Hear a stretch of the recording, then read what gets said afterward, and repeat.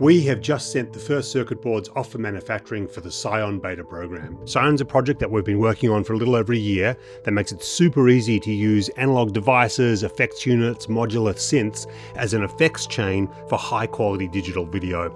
It's got 4 digital video inputs, analog outputs, analog inputs. It takes care of sync and it makes it super easy to do creative things with digital video in the analog domain.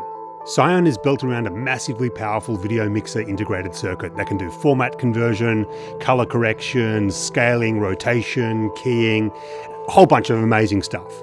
And the great news about it is I've built a fully open source API over Open Sound Control, which means you can control the device completely from Touch Designer, Ableton, your own custom Python scripts. If you'd like to learn more, go to superchromat.com, and if you'd like to join the beta program, shoot me an email and we'll get you on the list.